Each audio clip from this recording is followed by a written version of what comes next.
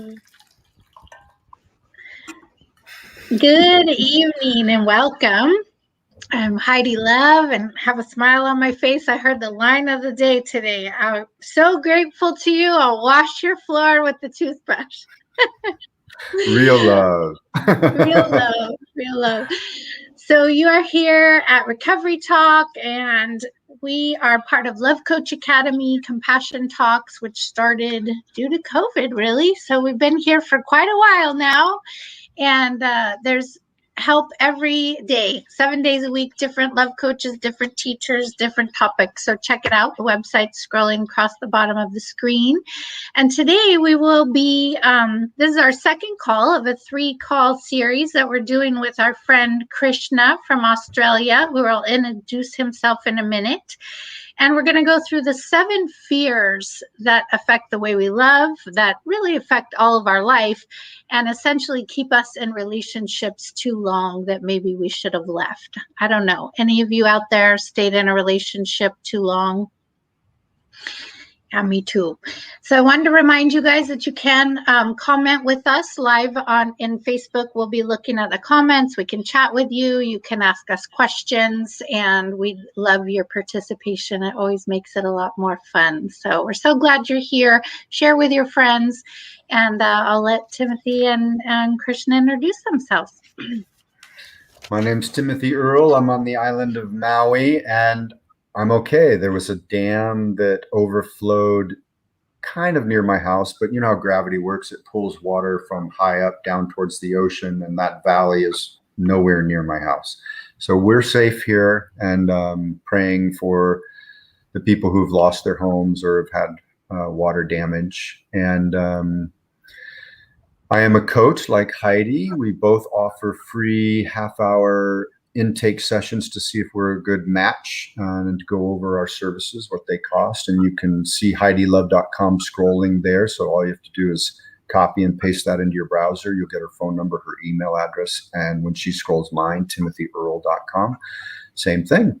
And we appreciate speaking with people and finding out what they want in their relationships or in their individual lives. And we both have, from what I know, and Heidi and I do coach each other off camera, support each other. From what I've experienced, Heidi's very competent, and I know I am as well.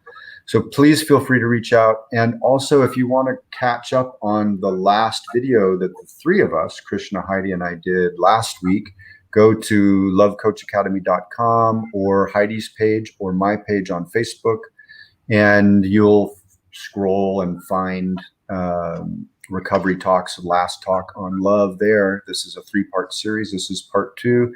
So great to have Krishna here with us as we explore the 7 fears of love that keep us in relationship too long. I just want to jump in there really quick that now on my YouTube station, Heidi Love, on YouTube, all these calls go directly there. So you can find them all in one place, which makes it kind of easy.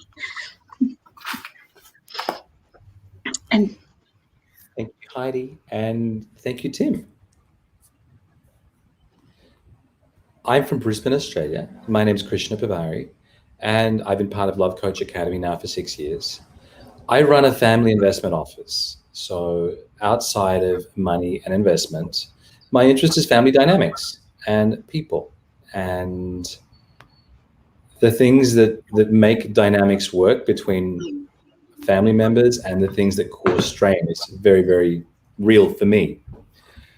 So Wednesday for me, Wednesday morning, and I can tell you it's a beautiful day today, or beautiful day for you tomorrow, as it will be. On the other side of the dateline. And we're here today to talk about fears, the 7 fears that show up in relationship, and so often they keep us in a relationship way longer than we should be there. so you guys know, oh, go ahead. Keep going, Heidi. I was just going to say, you guys know I love my one-liners and acronyms, so got to go through the acronyms of fear. So there is F everything and run, which many of us do when we're having a feeling or we're facing conflict, or ad infinitum. And then there's face everything and recover. And we say that in recovery. And in relationship, I like the fear acronym of face everything and reveal. So people often ask me, what do I say in this situation? And if you can get present in a relationship, like I was talking to a client earlier today, and she wanted to ask for her husband to provide that she could take her child to childcare because she's exhausted, and she wanted to put her younger daughter in childcare so she has more time. She was afraid to ask him because he pays for that, and she was afraid to go. And I said, we went through this whole script of, communication and some of the skills that you and I teach, Timothy, and Love Coach teaches. And at the end, I said, if all you can remember is to say, I'm afraid to talk to you about this, and I don't know how you'll react, and I'll do my best. That's all you have to remember. And so that's the face everything and reveal. I mean, how are you feeling right in that moment? Are you afraid, to say whatever it is you're going to say? So those are my acronyms, not my acronyms. Those are acronyms I've heard on the word fear that I love and have adopted. So when we start talking about fears, as a child, quite often we get to live our life seeking pleasure and avoiding pain. And as a baby, it's really, really easy. We seek that which is sweet and avoid that which is bitter. And think about the food we eat, the attention we get from our parents. And until we start walking, it's really, really easy. We can just say, I want this, I don't want that. Or we imply it by crying. And then as we grow into children, we start subordinating to what our mother and father dictate. At some level, we adopt our parents' values, or at least we subordinate to their values.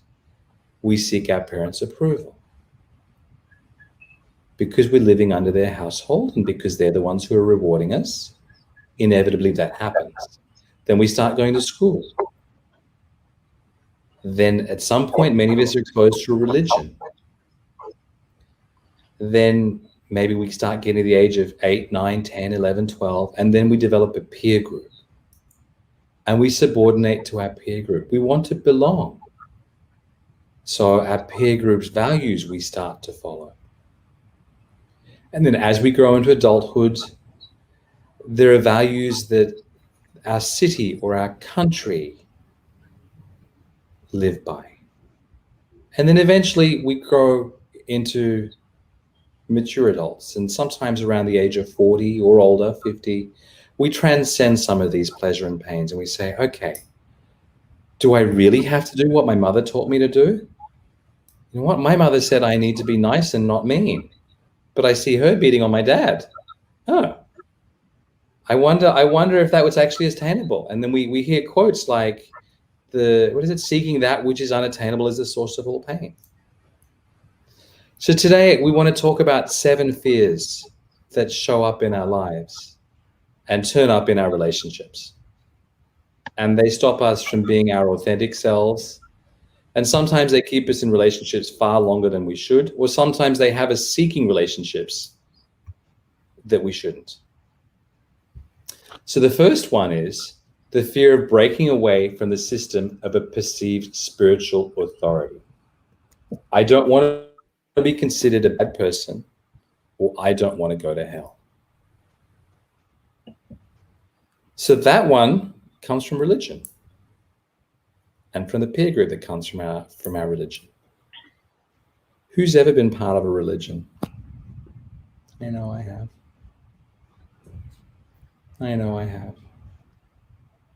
What sort of consequences happen if we leave a religion? Some people believe that you get, let's go through this. Some people believe that there'll be consequences in the afterlife. Some people find themselves getting disowned by their peer group. Some will even lose their job because sometimes they end up working for people part of the church. Some are scared they'll lose their family or their spouses. Some people just live their life in fear. Heidi, I see you nodding there.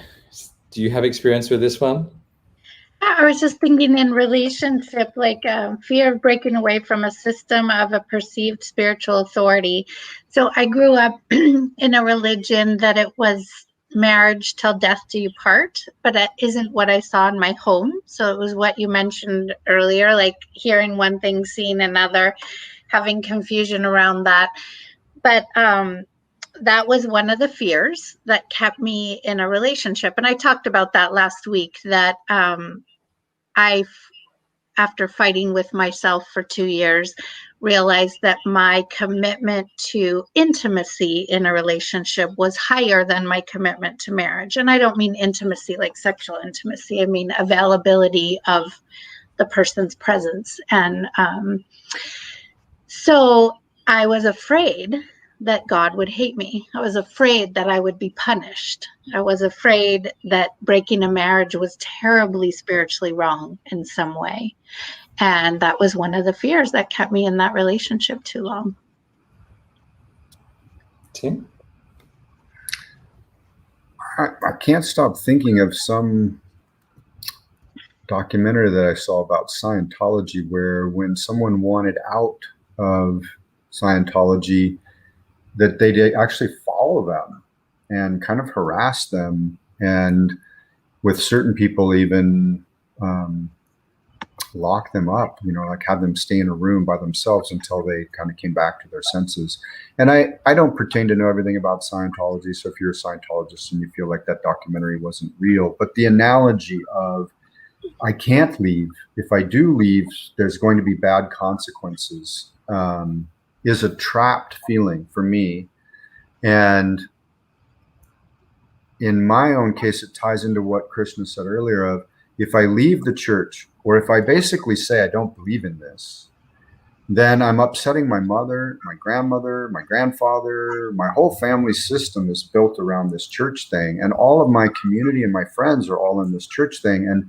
And yet I just don't believe that 1.6 billion Hindus are condemned to hell because they don't know Christ. I just can't wrap my mind around that. That isn't my concept of God. God doesn't do that to people. And so I did break away, and it was uncomfortable for everyone. I even rebelled and became pretty righteous with them about things, and underground too, because rebellion can often be something you're doing behind their backs. So any structure system that is forced upon someone and says, if you don't adhere to this, you will not be loved, you will be outcast, is really scary. And yet I understand it. If we have a village and someone in the village harms a child, we may want to say that person is banished from the village and can no longer be in the village because we have a value to protect the children. So, it becomes a tricky thing. The church growing up seemed like the truth. And then as I began about 8 years old to really think about it, it made less and less sense. By the time I was 8.2, I was pretty sure this stuff was made up for me. Thank you, Tim. Yeah, there's a lot. It took me years of work to get to where, and you can still feel I'm still a little aggravated by what was imposed upon me, as opposed to being encouraged to have my own thoughts and think creatively about a cosmology that worked for me, and to allow everyone else to have the same experience. I've done a pretty good job, I believe, with my children at letting them create their own cosmology and not making them conform to mine or anyone else's. And I see that they have a lot less soft trauma in their systems, and their relationships are already of a different timber than the ones I chose to be in. So we have a great comment here. Hi, Noreen. Hi, Dina. It's great to have you guys. Try growing up as a Jehovah's Witness as a child and watched your mother do what was wrong. But yet, as I was an adult, she believed I should be unhappy and married for life. Best day when I walked away.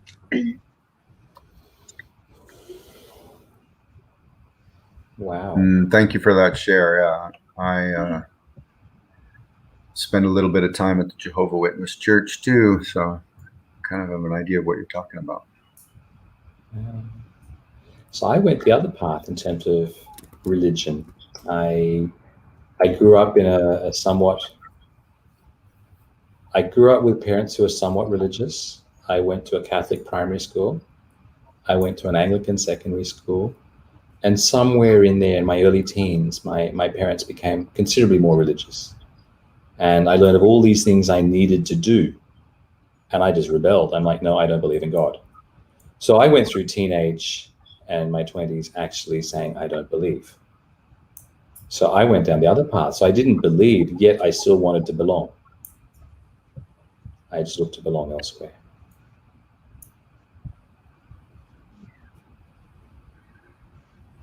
So the second fear, not having enough mental capacity.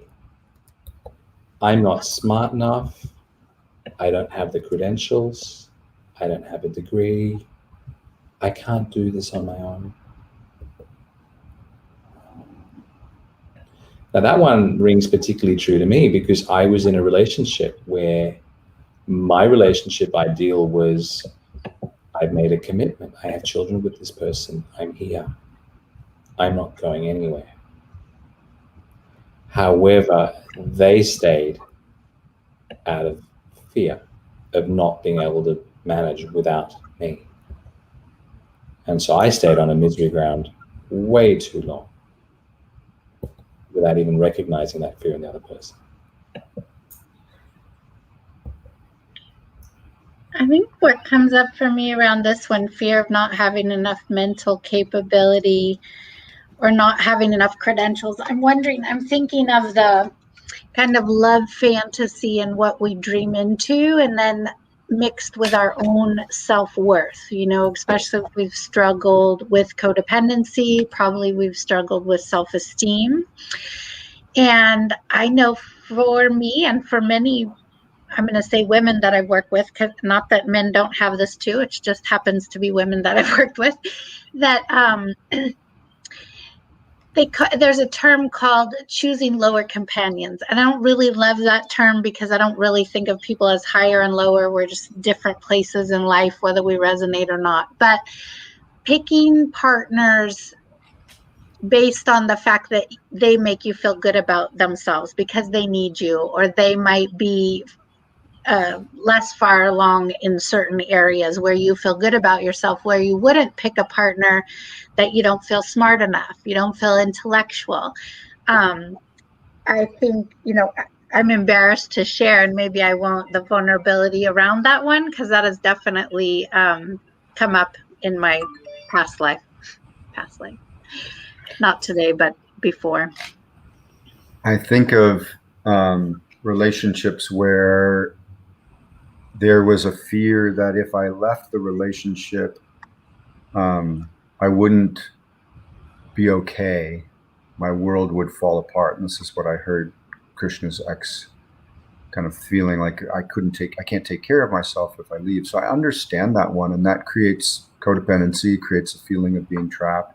And I've been on the other side of it where the other person probably felt that if they didn't have me, they wouldn't be able to provide for the children. They wouldn't be able to take care of themselves. And so they probably stayed in longer than they wanted to.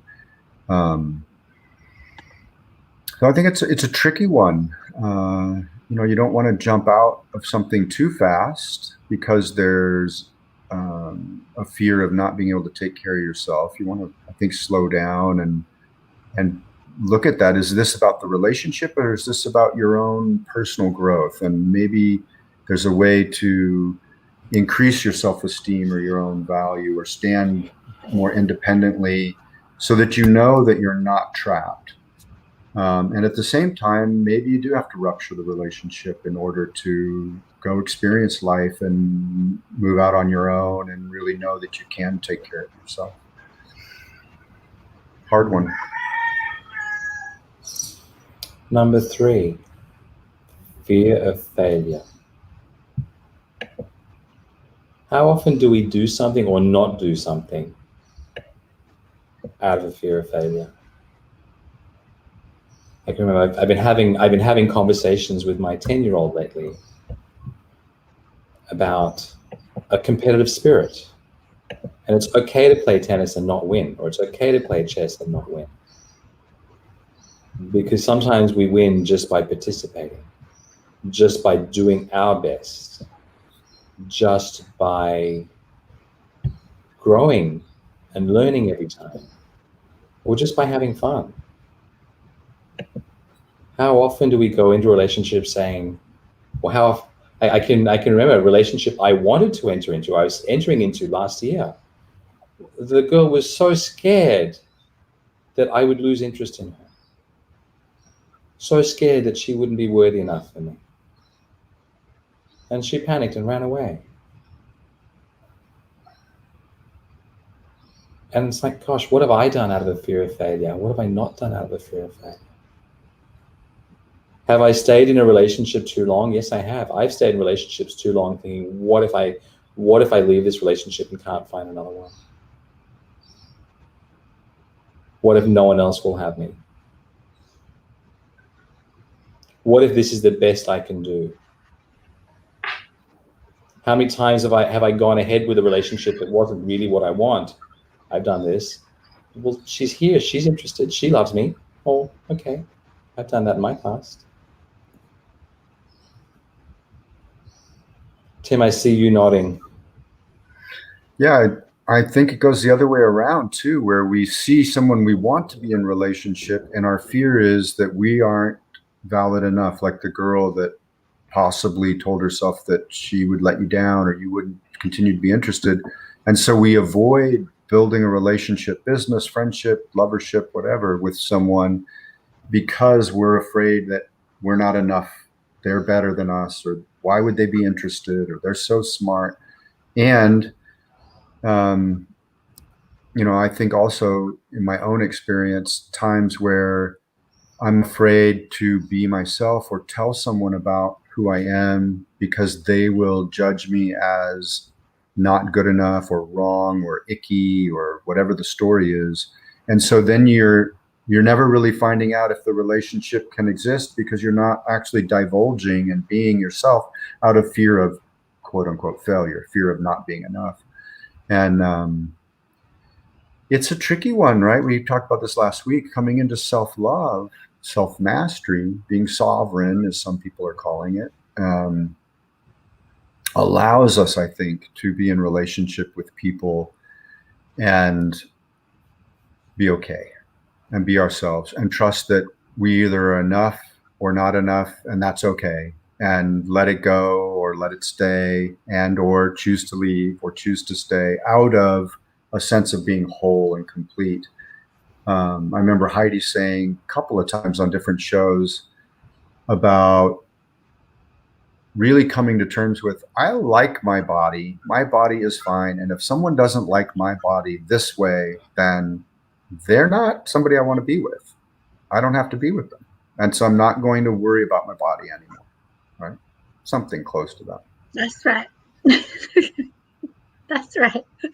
So I was just thinking in this conversation that how the culture we grow up in, and I use the word culture as like I grew up on horse ranches in Colorado and we were ranch people, which was different than business people. Or, there's blue collar workers, white collar workers. So, I mean, kind of social status or the culture you grew up in. And I know for me that that directly affected my self-esteem. Like I thought I was different. And I used to think like, oh, I can't date a businessman because I'm too quirky and I'm too outdoorsy and I might cuss too much and they won't like me. I had those beliefs. So I want any of you on the call, like if you have the fantasy, right? You've watched a movie, you have the fantasy of the knight in shining armor, or in a lot of the Disney shows or love stories, it's like one person's from the wrong side of the tracks, from the ranch side of the tracks or whatever, right? And then they're wanting this person that's unreachable because their social status is so different or whatever. So I just want you to ponder for a moment, if you're on this call, does your social status or the way you grew up or the culture in which you grew up, does it affect who you think you can be with? And would you want to be with somebody different if that wasn't affecting it? I don't mean different than the person you're with now. I just mean in pondering, like, are you reaching for less out of fear of being rejected, fear of failing?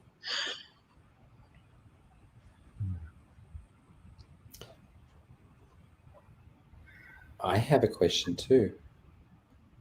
What does it mean to fail? What do we think it means to fail? All too often, failure has brought up this fear of unworthiness. If I fail, then I'm not worthy. If this person rejects me, then I'm not worthy. If I start the business of my dreams and it doesn't work out, well, then I'm a failure, then I'm not worthy. But when we talk about what makes a person experienced, they've had experiences. What gives a person wisdom? They've learnt their lessons. So how do we learn our lessons without risking failure? I think it's such a valid question, because I know that, myself included, and most people that I've worked with, if they're facing a divorce or leaving a relationship or ending a relationship, they feel as if they've failed. And we have to look at the belief that's underneath that. What belief makes you think that a relationship that ends is a failure?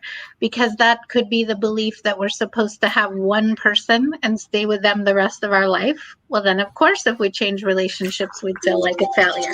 So it's really evaluating those beliefs that are underneath, what we think failure is. And if you listen to our beliefs call, we talk about how to change those beliefs that are not serving you.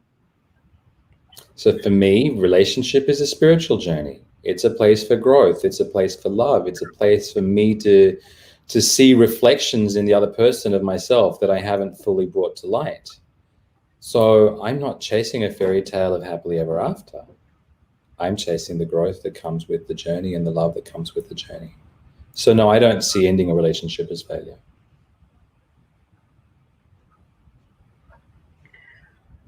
What do you think, Timothy?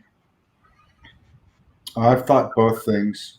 I've definitely been hard on myself that I have failed because of the way I treated someone else, or because the relationship ended, or because of the way I behaved, or the things I said. I'm a failure.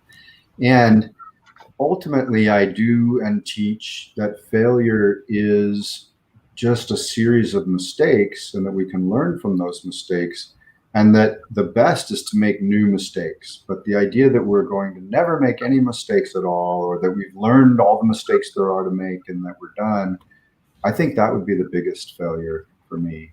So I look at the fact that because I continue to grow and learn and improve on my ability to love myself and stay in a field of love with others and keep it clear and clean,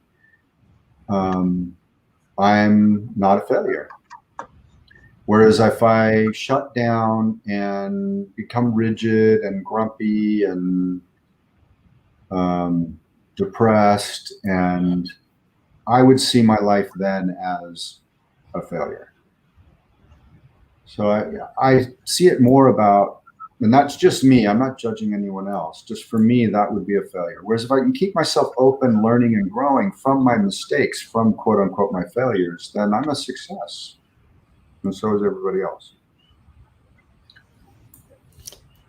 Anything I put the words I am in front of become my identity. So saying I am a failure is really different to saying I've had a relationship that failed, or I've had several relationships that failed, or I've had several relationships that didn't meet the fairy tale of lasting forever. Yeah, I like to say I've had several relationships where I learned a lot about myself and how I want to show up in relationship to myself and in relationship to others, so they were successful. The thing I find interesting is after a relationship ends, I get a massive amount of growth through the reflection and the contemplation afterwards. And in that sense, it's a transformative experience for me. So I've had relationships which didn't meet the fairy tale of let's grow together for the rest of our lives. But after those relationships were over, I got so much growth out of it that was life-changing. Yeah. And I would say some of that, for me, that growth has been through men's groups and therapy and getting other people's perspectives, and my ex-partners when they were willing to actually communicate with me, or when I was willing to communicate with them. Sometimes I wasn't. And by leaning into that discomfort and really examining all of it, then there's a lot of growth, which again meets my model of a successful life, or a life being lived in a very growth-oriented way. So Tim, what is success to you? For me, a successful life is one where someone continues to learn and grow in their own self-love, their own connection to God, and thus others. And they learn how to keep their field, what I would call clear, and the field of their relationships clear. Whether they stay together 2 months, a year, whether they have 5 lovers, 1 lover, whether they're a great dad, and all of these different things matter most if the growth is there. Whereas when people begin to narrow, shut down, stop growing, not be willing to look at things, not be willing to feel uncomfortable, feel their feelings, to me, that's not the type of life I want to live or coach people to live. We could say that's a failure, but that's such a harsh word. Let's not. Heidi, how would you define success and failure? I think that I still, with failure, have work to do on my relationship with that, especially in relationship, because I hold a high standard for myself in relationship, and because of the work that I do, it's almost as if I feel I'm not allowed to end a relationship because that's a failure. If I can't make something work with all the skills that I have, something's wrong with me. And so that I'm just being honest that that's still some place that I have to work. I don't feel not like a failure if something doesn't work in that way. Now, intellectually, sorry, I'm bouncing around. Intellectually, I understand that I'm not a failure, and I can look back at all the evidence, and my most painful relationships gave me my best work that I bring to the world. So that's a success, right? So I can intellectually take myself through all that, but I still am in the tender space if a relationship ends that I feel a failure, because, and I'm gonna go back to the fantasy.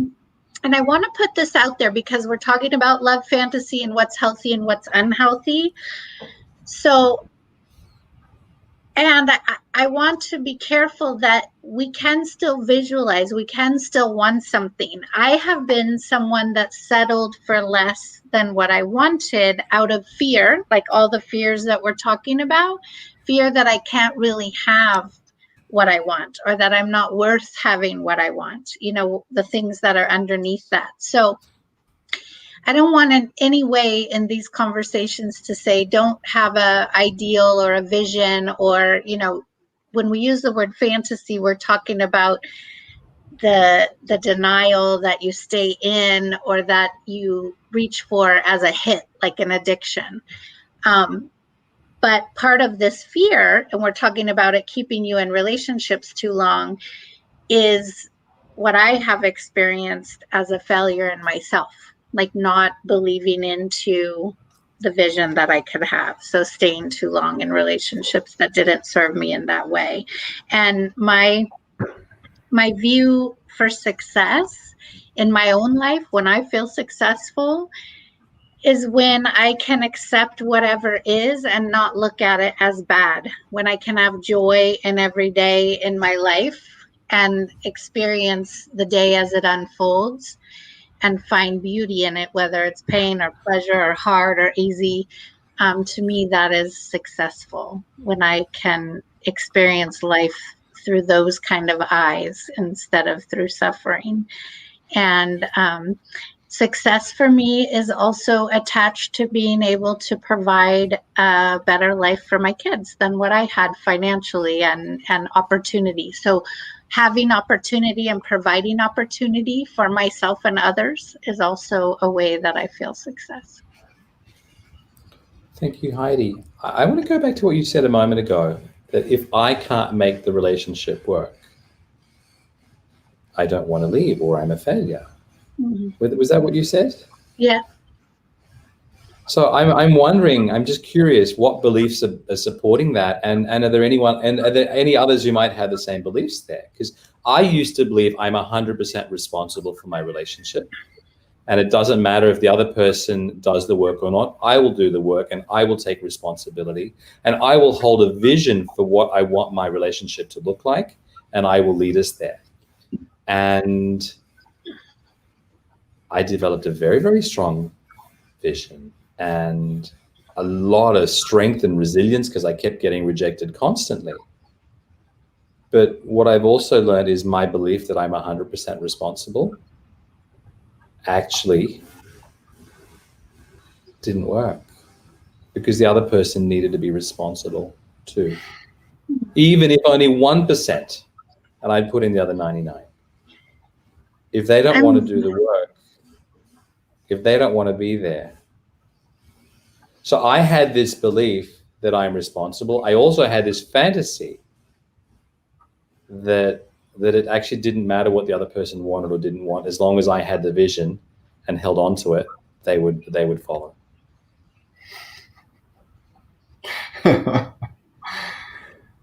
Heidi, you're about to say something and I cut you off. I want to hear what you have to say. It's okay. I think I interrupted you. I'm great at interrupting. Just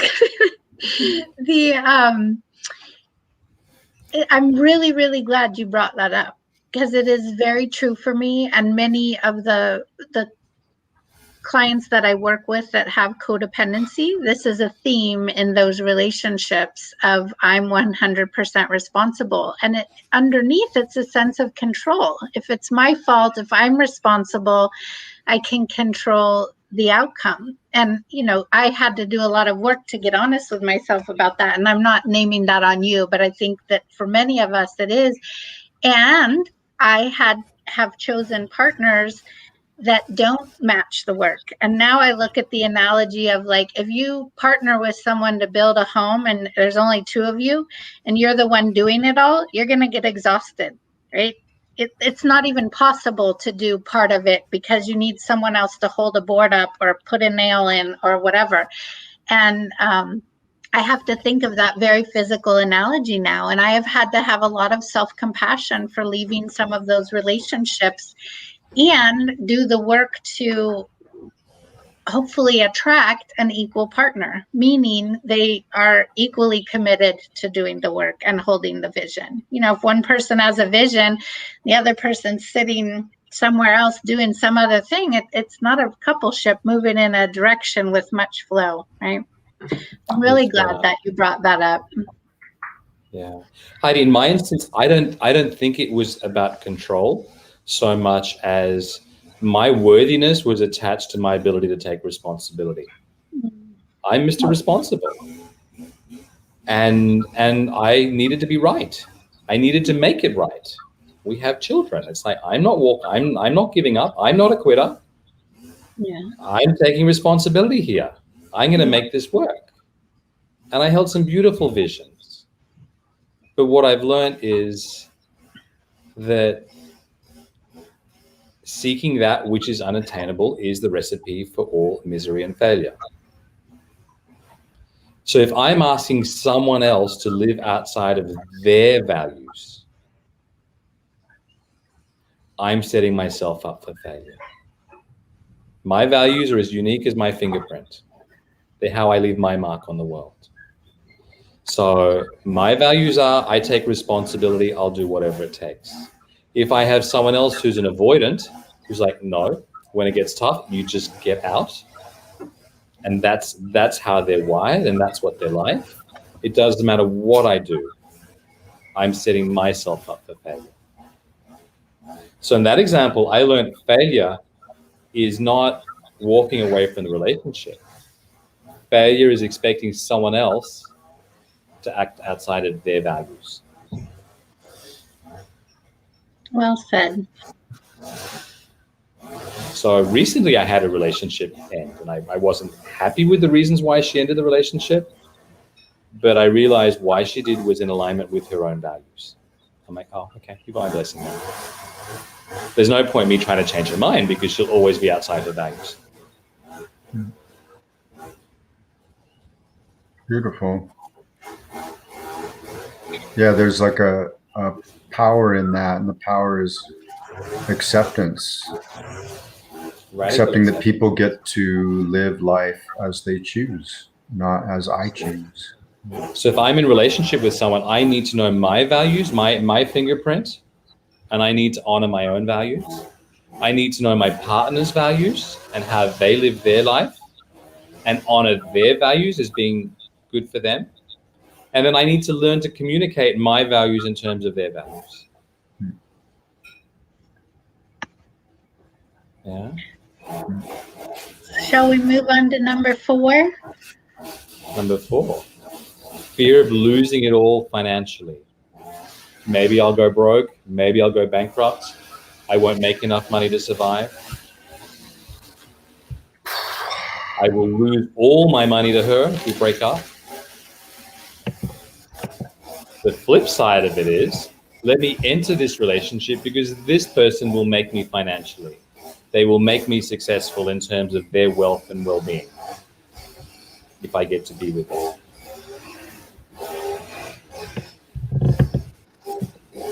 So where I come from, that one is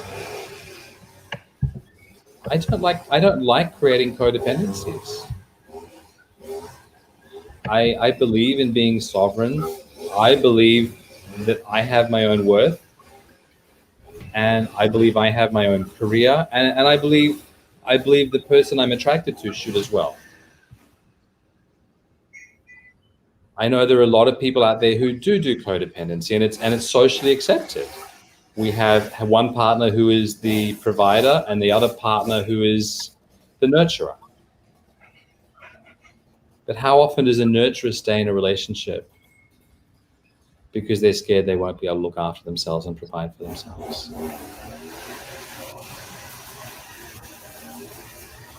I want to be careful not to name that dynamic as codependency. It can be codependent, but it can also be a partnership that is chosen by two people. And that's, I think the big differentiation is choice and agreement in partnership. I think of the mother of my kids. We made a conscious choice that I would work. She would be home. She would, take care of the house, take care of the children. And it really worked for us. It was very traditional. But I definitely didn't feel that we were in a codependent relationship. I think where I messed up was that when she wanted the divorce, I was still so in love with her. And at the time it looked like my future was going to be very lucrative financially. And I adopted this mantle of, I am the provider. I will secure her future, the children's future, my future. I've got this. And then things shifted, but I'd signed legal agreements that were legal, so I had to honor them, and ended up really hurting myself in the long run. And at the same time, no regrets. I really do believe that she's an amazing mom. I know she is, and the children did really well, and I'm so grateful for everything. But I had to move through a lot of resentment, a lot of other things to get to this place that I'm at now. And I do think I was creating codependency at that point, right? Like at the point where I was offering more than was necessary or even right. I created a bind, and I think I did that because I was still in love. I didn't want to let go. So when we do leave a relationship, I think it's very important to have support, and I wish I had gotten more support, therapeutic support. to really slow down and learn all the things that are there to be learned, and to take care of ourselves over taking care of others, or being quote unquote codependent. This one brings up a lot for me, and I'm sorry I posted the next one too accidentally, so they're both out there, but we're staying on this one. I also know in relationship with parents, and even other family members, say an uncle, I don't have one, but an uncle has a lot of money and everybody's being real nice to him in order to maybe get some inheritance or something. Money can distort and create situations where people aren't operating with integrity. And so I think it is an important thing to pay attention to when entering relationships and when leaving relationships. I've been coaching a young man recently, and we're just talking about prenuptial agreements, and it's creating a lot of interesting dynamics in his relationship. And I'm really encouraging him to pay attention to what's coming up as he and his possible future partner discuss prenuptials and money. And there's a lot of very traditional belief systems coming out that I don't know actually work for them or apply to them. And they're just being kind of flung out there. So it's a really good way, I think, to assess whether one's values align with the other person's values. If we slow down and we discuss money, a lot of other things get really clear. Yeah, I think a quick way to find out someone's values is ask them how they think you should, or how they think their partner should be spending their time or money. And if you really listen into that, how we spend our time and how we spend our money, it really speaks to our values. And I think I love what someone commented, interdependency. And I love that. There's the sovereign, and we talked about the three-legged stool, like each person being strong and then creating a coupleship from that space. And then there's this belief of like, we have to do everything alone. And, that's not where I'm coming from either. I think that having the three-legged stool, like each person is their own strength, and then they enter into the partnership in agreements. And it does get all messy with power dynamics, like where Krishna was talking about. It can be codependency when someone stays in the relationship because they're afraid to leave and not be able to support themselves. So they become dependent then on the person, and it's not honest anymore. So there's nothing wrong with depending on someone financially if it's an honest agreement and feels good to both parties. It becomes codependent when someone wants to leave. And I think that's just something I like to throw out around codependency. You can ask yourself, and again, Timothy shared non-codependence and then it went into codependence. So this is a check-in question, is, am I giving money, time, energy that I don't really have? That's when it leans into codependency. If I'm giving time, money, and energy that I have and that I want to give, that's a very different space. And I think that it's very important that these things are talked about. We go into assumptions in roles or in who's doing what in relationship.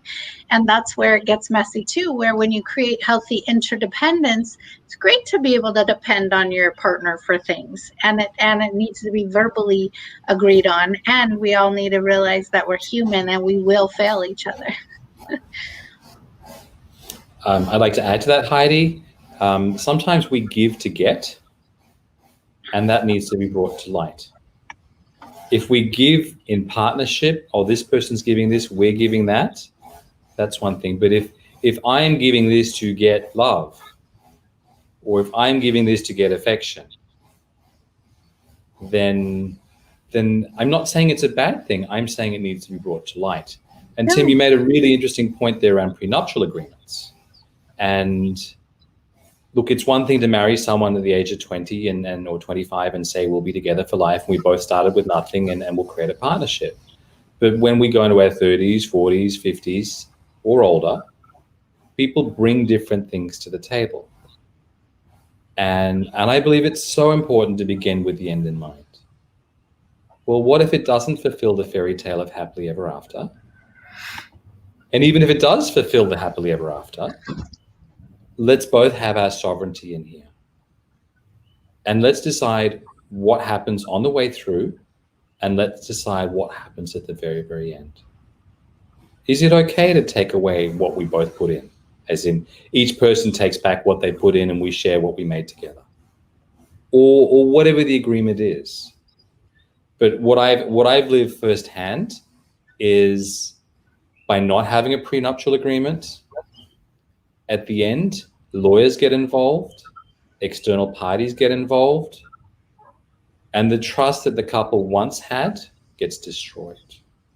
The thought of renegotiating and reconfiguring the relationship, something more akin to a friendship where there's co-parenting and things like that, it just gets so much harder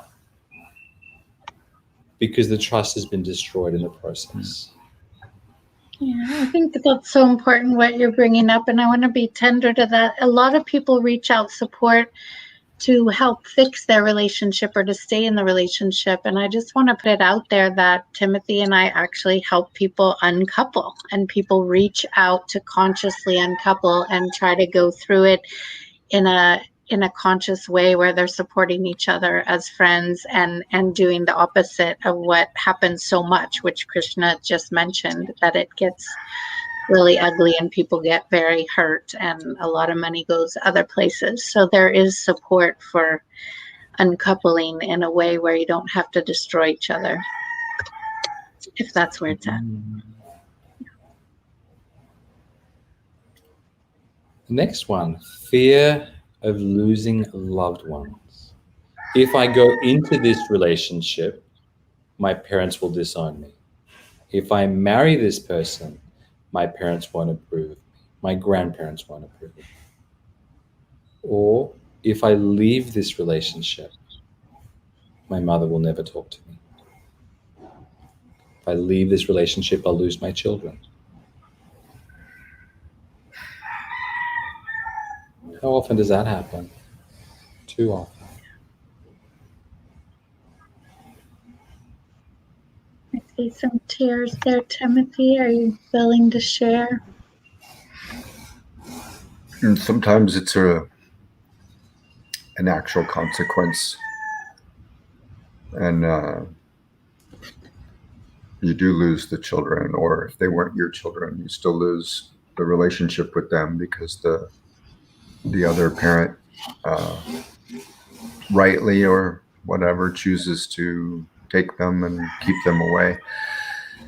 Or, I think of my own childhood.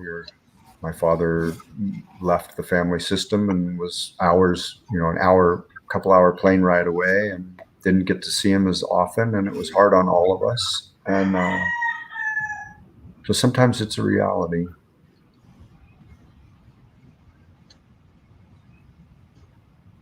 Heidi? Yeah, I was thinking fear of losing relationship, like having others judge you. I know oftentimes when couples are together a long time, they establish friendships, and oftentimes when the couple breaks up, some of the friendships end as well. And we do have loss that's peripheral to the relationship, and that can be one of the fears that keeps you from doing what you need to do. And again, when we're saying this, we're not saying because you're afraid of these things you should really leave your relationship you're in. We're saying these are things that can keep you from a relationship you should be leaving. So there's a big difference there. I want to make sure we're clear on. And if you're in a space of should I stay or should I go, I would reach out for help and get really clear on that decision before you make it. A lot of relationships that are in that state that are wonderful relationships when both people build the skills to lean into each other. Yeah. How often do we seek approval from other people, though? As a child, we have to. As a 2-year-old, 3-year-old, 4-year-old, we want our parents to look out for us and look after us, and we do what they ask because they're doing so in our best interest. But when we're in our 30s, 40s, 50s, and older, Why do we ask ourselves for other people's approval? Why do we not be authentic to ourselves and say, but this person won't be happy if I do that? I have a friend right now who's going, and he's in his 50s, and he's got so much family pressure shaming him. Don't do that. If you do that, if you leave her, I won't talk to you. At the time when someone needs support the most from their family, to have them reject them. It happens. So it's not only do we lose the person we love, we risk losing our children, and then we face losing our family and friends in the process.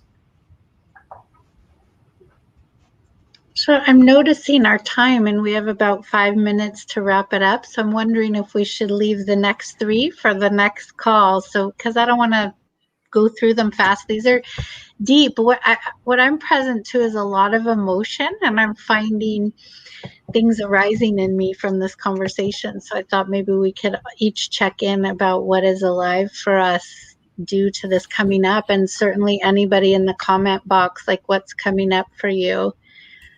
I'm present to my teacher hat that wants to give contribution and skills, and I'm also present to the part of me that wants to fight for any of us that haven't got the equal partner to build with, or that have given up on love, or that have settled for less than we could have. I'm just really present to that piece of myself too, and the compassion for others in that space, feeling really tender around that, like, because I'm similarly aware of how many clients, friends, just people that I encounter are longing for this partnership or this lovership that in a way completes them and meets their needs and gives life greater enhancement, enhances their life. And it saddens me sometimes to see so many people really longing for it. And then you brought up the people who've given up on it and who are leaning back the other way. Like, it's never going to happen, so I try. And we talked about it last time and a little bit this time, working to find that place where we're good with what is, and we're really accepting what is and making the most out of learning and growing and finding that self-love aspect by being open to being with uncomfortable feelings and noticing our thoughts and really becoming the masters of our inner and, as much as we can, our outer world. I don't mean to control it all. And we've been talking about the fears that get in the way of us really recognizing that a relationship is ready to be dissolved or let go of. So I do want to be sensitive to, hey, it's great to have that longing, and it's okay to be kind of fed up and done with it. But if we can come into this centered place where we're more observant and present, then I think we can discern what relationships need to be dissolved or let go. Where are we afraid of building the types of relationships that we really want? And this pressure that some of us put on ourselves of, I haven't achieved the relationship that I want to achieve, or I'm never going to be able to achieve it. And just being okay with that and that dynamic, which is separate from being in a relationship where there's a fear that's keeping us in it. So today, that's what we've been talking about. But I recognize that for many people that are in my field right now, there's a different question that's kind of arising for a lot of them. So I just want to be sensitive to wherever you're at in your relationship style or experience at this moment in your life. Thank you, Timothy. Thank you, Timothy. What's arising for you? Yeah, Krishna. what arises for me is, the value of having the right support when we do want to extricate from a relationship, or even just when a relationship is not going the way we want it. And all too often we have this fantasy of what we want our relationship to be, or what we want our other partner to be, or how we want them to complete us. And there's a way of managing it that it's more likely to work. Or if it is time to extricate, there's a way to get support to exit gracefully and reconfigure the relationship into something more respectful, like co-parenting or friendship or whatever it might be. I believe if you pull a rubber band too hard, it will snap.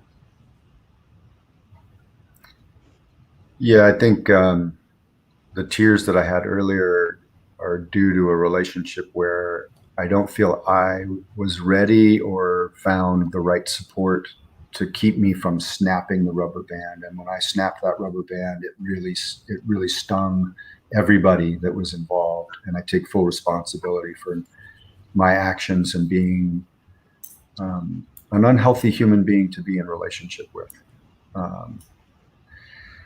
That said, had I found the right support, maybe I would have been able to listen and hear and do what Krishna's talking about, slow down, and either dissolve the relationship the way that my partner was wanting me to, which was actually lovingly, and maybe then I would have saved the relationship with those children. And if we had gotten the support, maybe we would have been able to figure it out. Because I also have a belief that every relationship you're in has value and has something to learn. And I also think staying in a relationship beyond its ability to serve your growth is not necessary. There are in lots of us blind spots, things that we don't see, that we take into every relationship we get involved with, whether it's romantic or business, or we bring these blind spots with us. And that's where the coaching and peers and listening to others can help us see those blind spots and make shifts and changes. And all that said, as painful as my experience was of that relationship, and probably the children's and my ex-partner,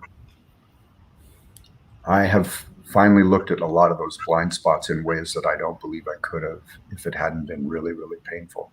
So sometimes it's the very suffering that we're avoiding that helps us look at the cause of that suffering. And in my case, that was me. So Beautiful. Maybe we'll get into that tonight. Yes, let's get into it.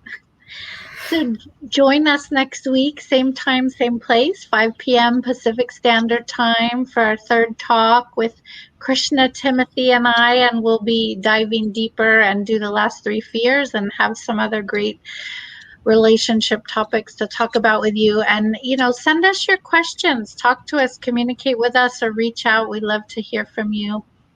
Blessings on your day.